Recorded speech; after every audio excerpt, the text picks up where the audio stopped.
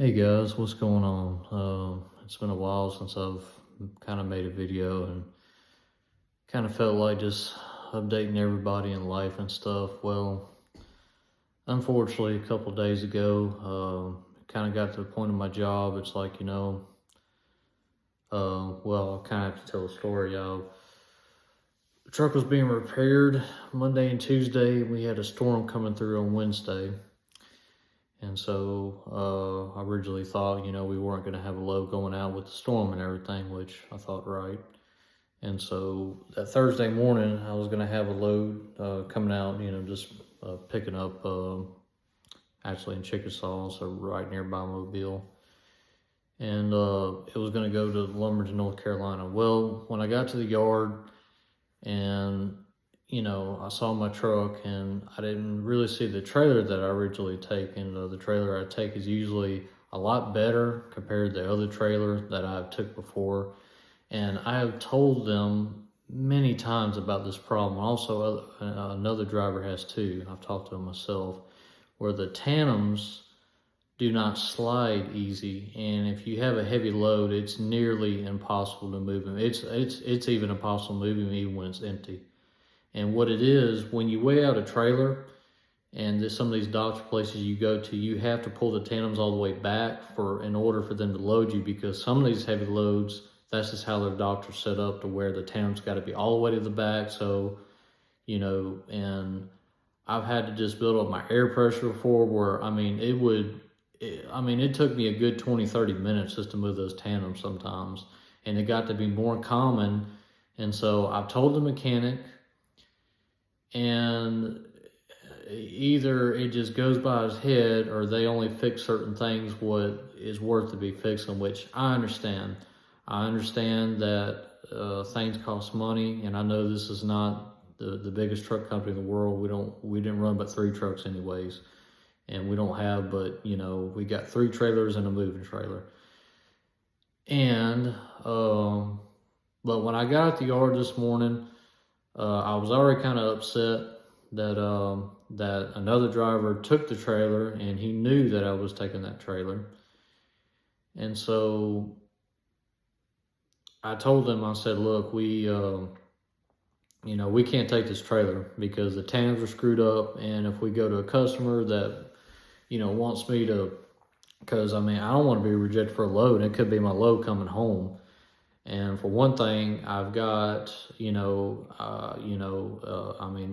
just an eye doctor point, but still, planning this months ahead. I got to be home that Monday morning. I got to go to this, and I need new glasses anyway, so I need to get my eyes checked. It's really been past time. I don't want to say how long it's been, but here's the thing, guys. What does it upset me is the fact that he doesn't have time, but how he responded to what I told him. And I said, look, hey, so-and-so, did you ever get these tandems fixed? And he said, well, I just never had time. I said, I just got done finishing your truck, in which I needed some new airbags on my truck, and also needed a new oil pan. And so he fixed that for me, and told him, I said, yes, I appreciate that. But at the same time too, you've known about this problem for months now, and another guy's told you this, and he kind of keeps cutting me off, trying to divert me. And he said, well, I can't get to you till later. You can just go ahead, just pick up the load, and then when you come back, you're basically just picking up the load coming back, right? I said, yes, but this has got to be fixed now, because if I take this load and we get loaded up somewhere else, more than likely, it's going to be a place where I'm going to have to slide my tandems all the way back. And if they're at the point now where you can't even slide them even empty, then I'm going to be in a worse spot. And he basically said, you know what? I don't have time for this. And he hung up on me. And I said, you know what? I cleaned out my stuff. I took that as, let's just say, a forced sign. So the truck already kind of, let's say, I would say broke down on me, but I had coolant leaking last week, and I was in Atlanta. And I said, I think I'm done with this. And I wouldn't say that wasn't the nail in the coffin, but that prompted me to, start looking at other places. And which really I already was, honestly. So, but it was like I needed that sign, and there was another lady when I was doing like a road service call. She was like, you know, Dylan, you can't. You say you're no mechanic. I mean, you don't know, you know, everything what's wrong to it. We just need to know, is it just something leaking? You don't have to look under there and stuff, you know.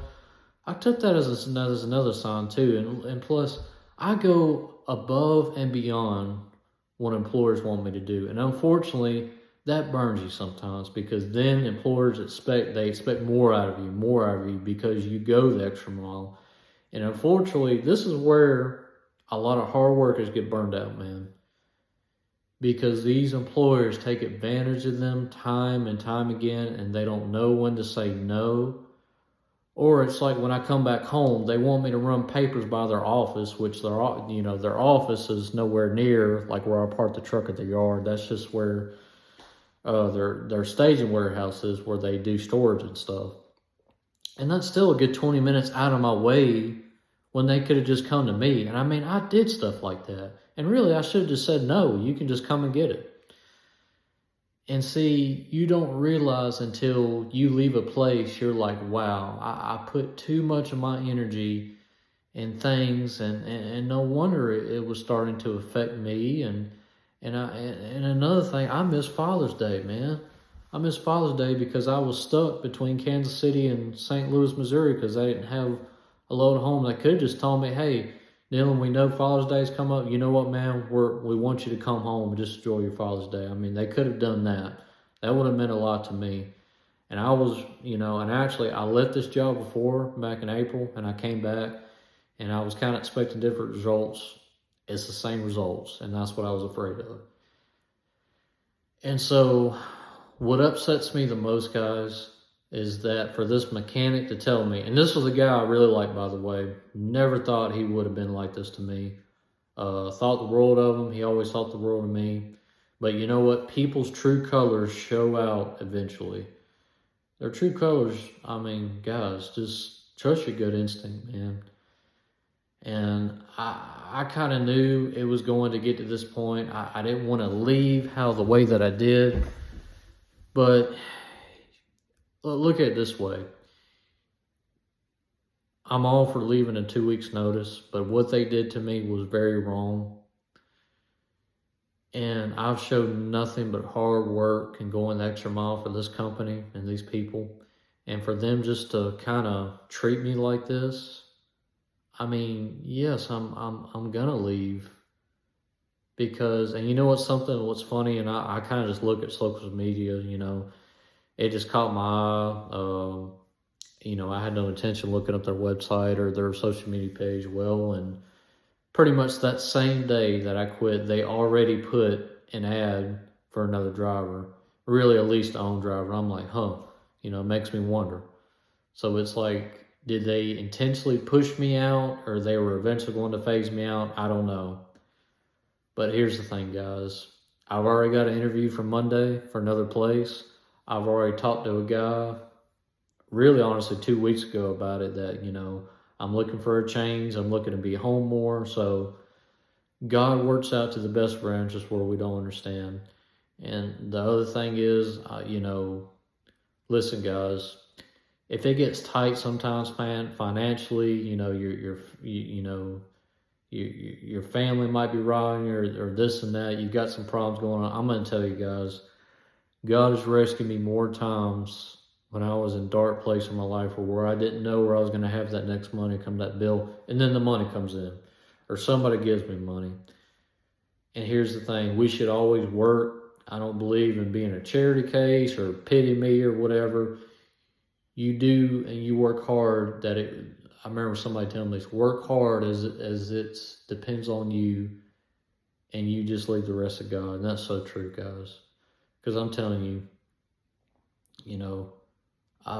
there was points in my life where I could have lost everything, but I still kept going. I mean, there was times I lived out of my own truck. I lived out of a tent before. But I knew this day would come where I would have a house, and I worked so hard for the things that I have now. And that's why I'm unfazed. I'm unfazed by what the enemy throws at me. And I know at times he wants me to be worried and anxious and really worried about my finances. That's the main thing, or how I'm going to make it. But guys, I just want to show you that, you know, if you don't understand what's happening at your job or some things, maybe that's God's way of telling you that it's time to move on. And I believe God has been he's been trying to show me this, I would say for the past month, that, you know, it's time for me to move on. It's time for me to grow. And maybe this company will treat me 10 times better. Maybe I could even get a promotion. Maybe I won't even be a truck driver anymore. I might be a dispatcher, or I might be a manager over drivers. And I mean, here's the thing. You got to allow God, you got to be aligned to his will first. Because if you're aligned to his will, he's going to take you down roads, place where you don't feel like you're deserved, or you don't feel like, you know, you should deserve that promotion. But it just comes naturally and really, and it's amazing. I'm looking forward to what God is going to do in my life next. But here's the main thing, guys. I just want to nail this home.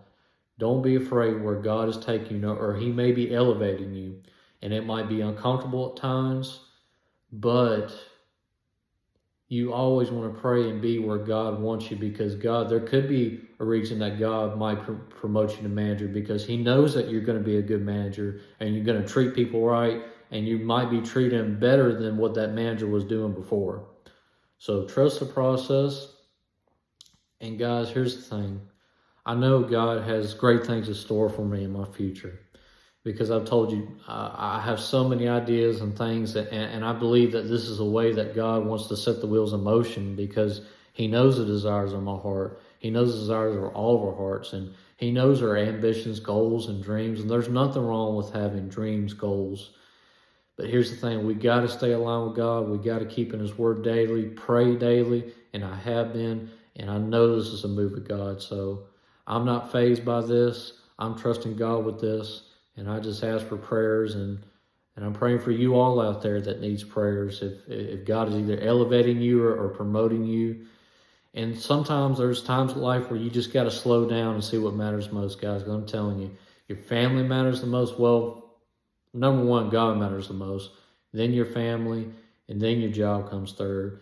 Because I'm going to tell you, you don't want to miss, I don't have a family yet, but I don't want to miss events when I have kids or a family, because I've lost out because my job was more important, or making money was more important. Because I'm telling you, it ain't going to be worth it in the end. When you look back and you looked at how many birthdays you missed, football games, baseball games, those special moments with your children, I don't want to miss that. My dad never missed that with me or my sister, and that taught me a life lesson right there. So God bless y'all. Take care.